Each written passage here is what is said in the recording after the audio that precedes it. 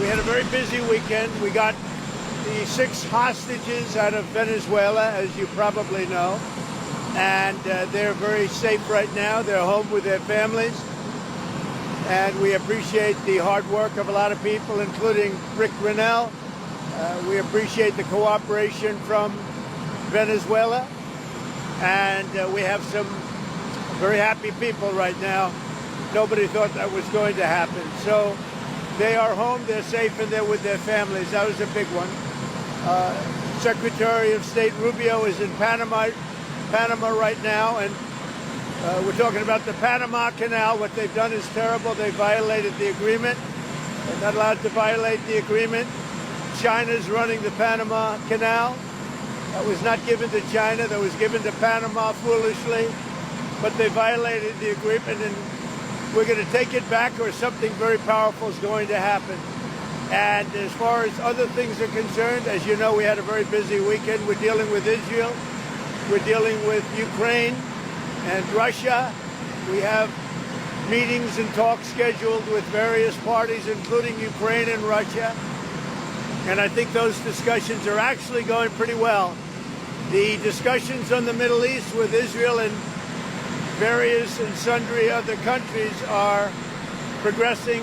Bibi Netanyahu is coming on Tuesday, and I think we have some very big meetings scheduled. Mr. President, do you feel that Elon Musk is delivering on his promises to you? Do you feel he's doing a good job right now? I do. I think Elon's doing a good job. He's a big cost cutter.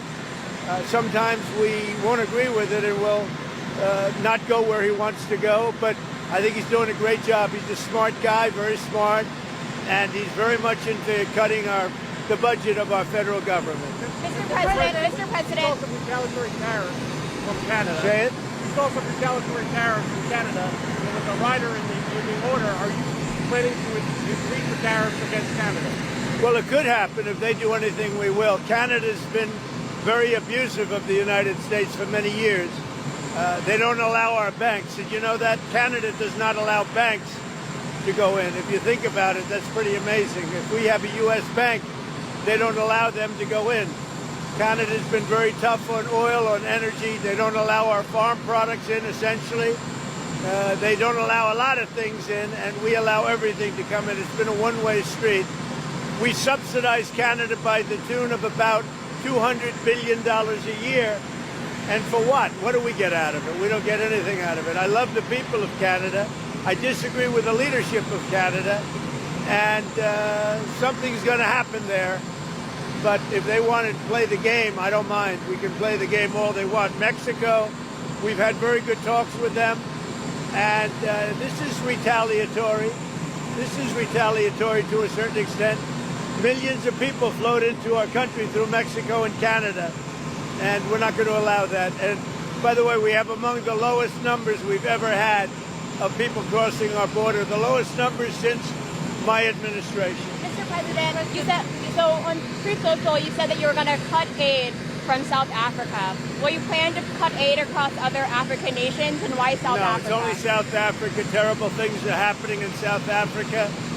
The leadership is doing some terrible things, horrible things. So that's under investigation right now. We'll make a determination. And until such time as we find out what South Africa is doing, they're taking away land, they're confiscating land, and actually they're doing things that are perhaps far worse than that. And on the Fed Chair Jerome Powell, he held rates. What's your reaction to him not changing the rates? What did you say? Fed Chair Jerome Powell, the Fed meeting was this week. He held the rates. He didn't cut them. No, I'm not surprised. I think holding the rates at this point was the right thing to do. Mr. President, which country will be next on tariffs? Would you consider taxing the UK, for example? Well, we're going to see what happens. It'll happen. But we're going to, we'll see how things work out. It might happen with them, but it will definitely happen with the European Union. I can tell you that, because they've really taken advantage of us. And, you know, we have over a $300 billion deficit. They don't take our cars. They don't take our farm products. They take almost nothing. And we take everything from them. Millions of cars, tremendous amounts of food and farm products. So the UK is way out of line, and we'll see the UK, but European Union is really out of line. UK is out of line, but I'm sure that one, I think that one can be worked out. But the European Union it's an atrocity, what they've done. Prime Minister Starmer wants a closer relationship with the EU. So Well, Prime Minister Starmer has been very nice. We've had a couple of meetings. We've had numerous phone calls. We're getting along very well. And we'll see whether or not we can balance out our budget. With the European Union, it's $350 billion deficit. So obviously something's going to take place there. For the European Union, what's the timeline? And are you thinking along Where? the line 25%? With who? 10%? With who? The EU, how much? I wouldn't say there's a timeline, but it's going to be pretty soon.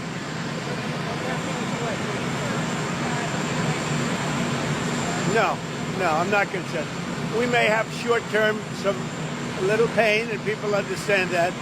But long-term, the United States has been ripped off by virtually every country in the world. We have deficits with almost every country. Not every country, but almost.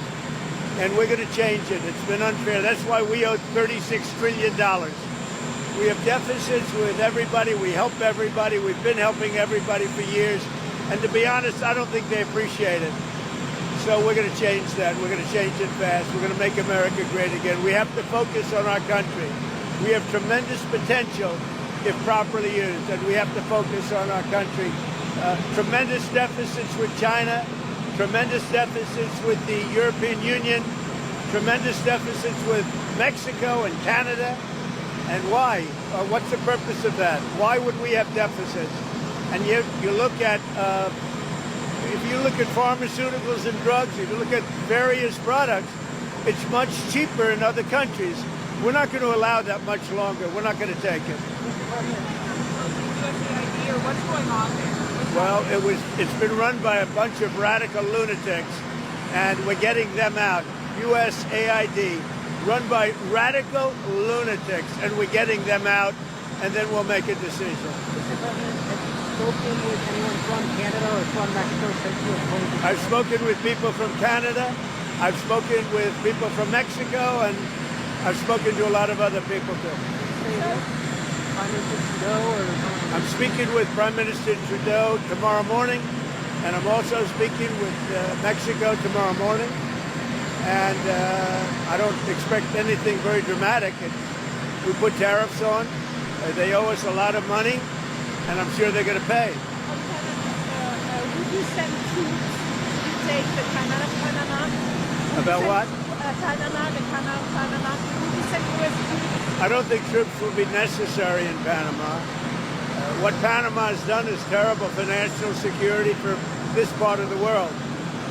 And, 70% of the signage on the Panama Canal was written in Chinese. That's not right. So it wasn't meant for China. It should have never been made. The deal was a ridiculous deal. We lost 38,000 people building the Panama Canal, one of the great wonders of the world. 38, think of it, 38. It was the most expensive project ever built by this country, if you take it forward. The most expensive project ever built. We lost 38,000.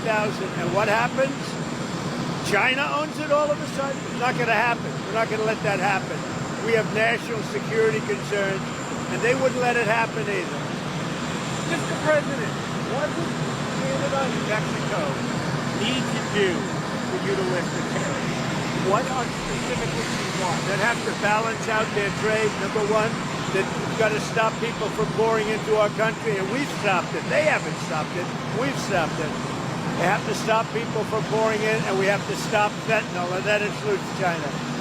Fentanyl has killed this year at least 200,000 people. It's pouring in from China through Mexico and Canada, and they've got to stop it. And if they don't stop it, the tariffs are going to get worse, a lot worse. Mr. President, Going to the border.